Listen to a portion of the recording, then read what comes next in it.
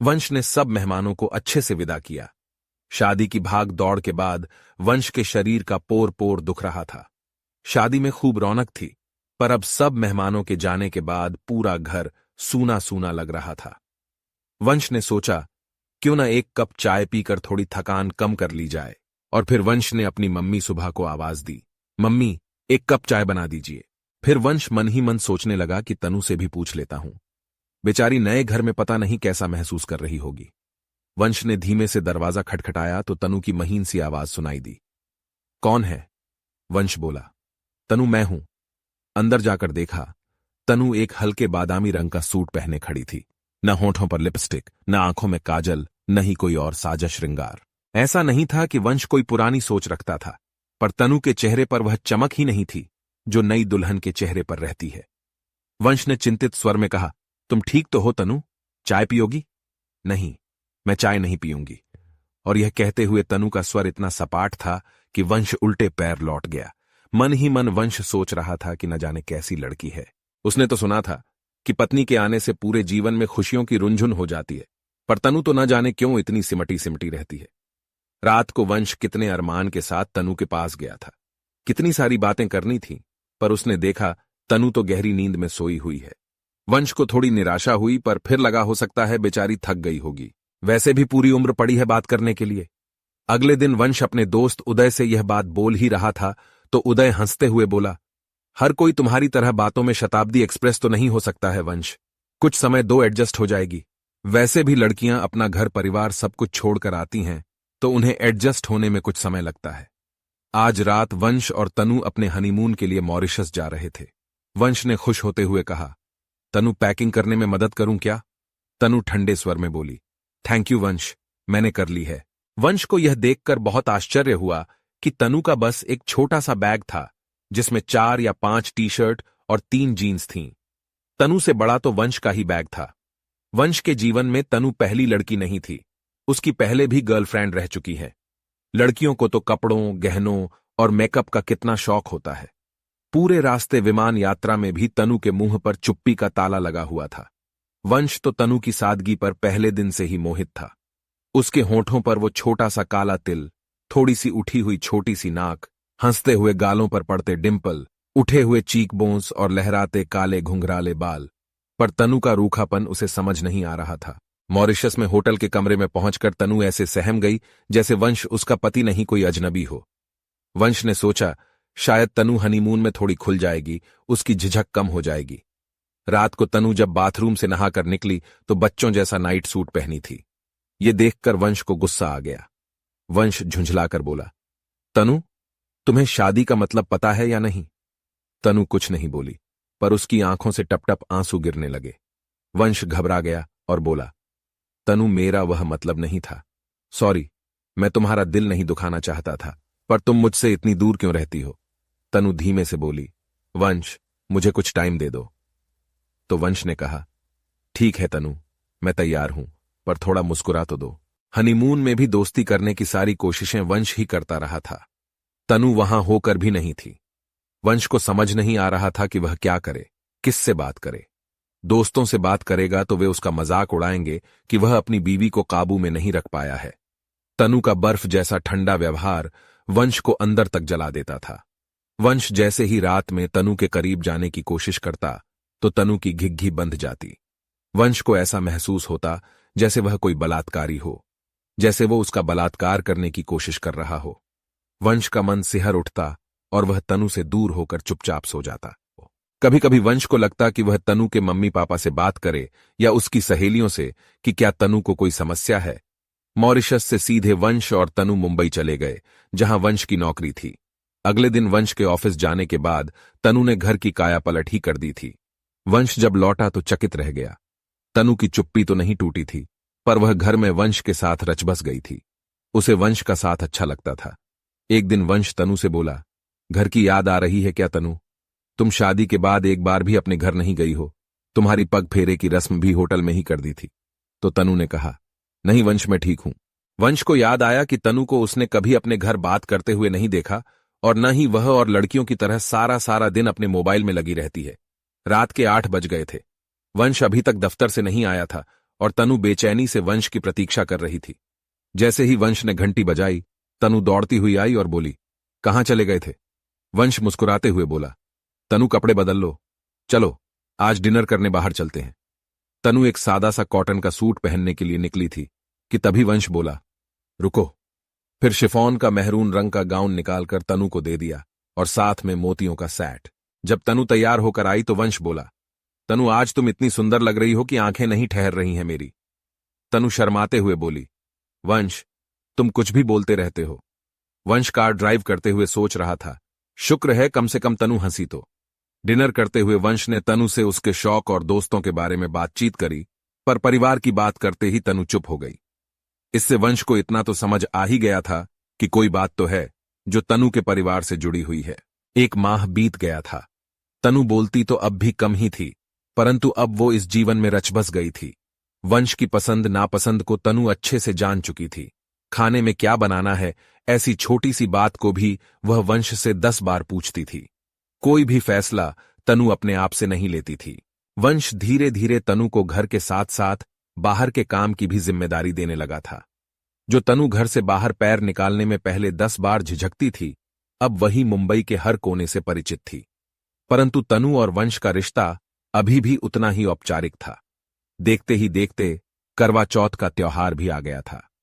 वंश तनु के लिए मम्मी के कहे अनुसार साड़ी, गहने और चूड़ियां ले आया था। करवा चौथ से 1 दिन पहले वह शाम को ही आ गया। उसने तनु को कुछ नहीं करने दिया। उसके हाथों में मेहंदी लगवाई और रात का खाना बाहर से पैक करवाया। रात में वंश ने तनु को अपने हाथों से खाना खिलाया तो तनु बोली, वंश आई एम वेरी हैप्पी, आज मैं सच में बहुत खुश हूं। तो वंश बोला, मैं कब हैप्पी बनूंगा तनु, मुझे भी खुशी चाहिए। तनु वंश की बात सुनकर एकदम से सकपका गई। करवा चौथ की रात को तनु इतनी सुंदर लग रही थी कि वंश अपने आप को रोक नहीं पाया, पर तनु के बर्फ जैसे ठंडे शरीर को बाहों में लेते ही वह सिहर उठा। अब तो वंश को यह लगने लगा था शायद वह ही नामर्द है, जिस कारण तनु को वह उत्तेजित नहीं कर पाता है। वह तनु के अंदर प्यार की फीलिंग नहीं जगा पाता। वंश इतना परेशान हो चुका था कि उसने फैसला कर लिया कि वह 3-4 दिन के लिए गोवा चला जाएगा। जब उसने तनु को बताया तो तनु अपना सामान भी रखने लगी। तभी वंश बोला, तनु सिर्फ मैं जा रहा हूं, तुम नहीं। तुम तो मेरी छाया से भी दूर भागती हो, तो तुम यहां पर ही अपनी कंपनी एंजॉय करो। तनु को वंश से यह उम्मीद नहीं थी, पर वह क्या बोलती। गोवा से जब चौथे दिन वंश लौटा तो तनु वंश से बोली, देखो मैं बुरी ही सही, पर तुम आगे से मुझे छोड़कर मत जाना। पता है मैं तुम्हारे बिना कितना अधूरा महसूस कर रही थी। वंश बोला, तनु तुम एक रोबोट हो, तुम्हारे अंदर कोई संवेदना नहीं है, पर मैं एक इंसान हूं। मैं तुमसे बहुत प्यार करता हूं, पर मैं अपनी शारीरिक जरूरतों का क्या करूं। तनु क्या तुम किसी और से प्यार करती हो या मैं तुम्हारे लायक नहीं हूं? तो तनु बोली, वंश ऐसा नहीं है, मैं ही तुम्हारे लायक नहीं हूं। यह शादी मेरी गलती की सजा है, वह गलती जिसे मैंने जानबूझकर नहीं बल्कि अनजाने में की थी। अचानक तनु ने यह कहकर अपनी जीभ काट ली। वंश एकदम से सकते में आ गया। क्या यह शादी तनु के लिए सजा है?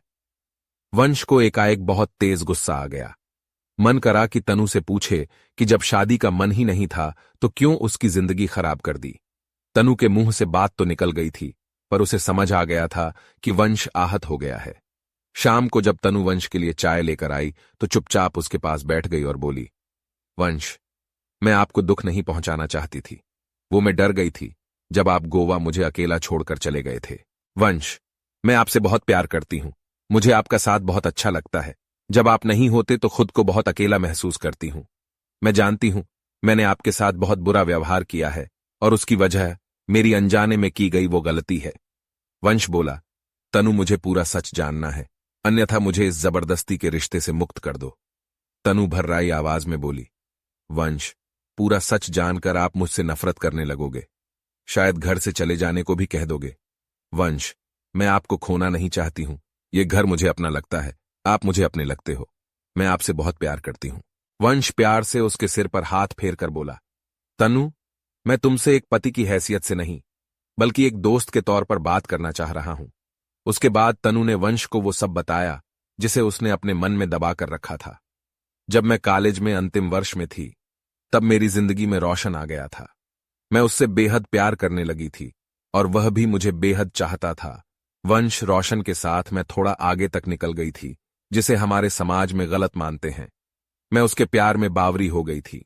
जब मेरा परिवार लड़का देखने लगा तो मैंने अपने परिवार को रोशन के बारे में बताया, पर मम्मी पापा ने यह कहते हुए मना कर दिया कि वे लोग उस जाति से हैं जो काफी रूढ़िवादी होते हैं और आर्थिक रूप से भी रोशन का परिवार अधिक संपन्न नहीं है।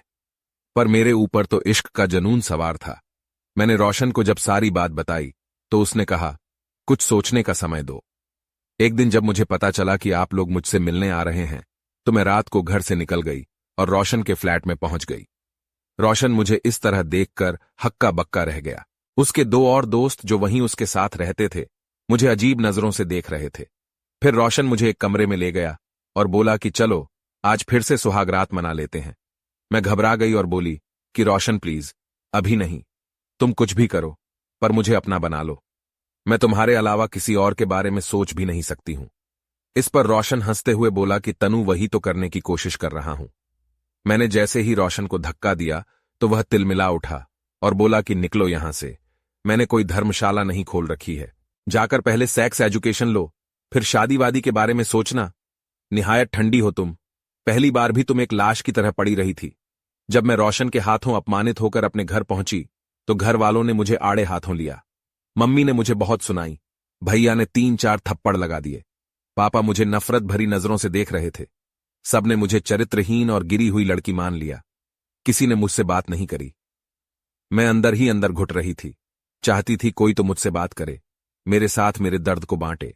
वंश, मेरी गलती बस इतनी थी कि मैंने रोशन पर भरोसा किया, पर कभी लगता है मैं बेवकूफ हूं, मुझे कोई फैसला लेना ही नहीं आता है।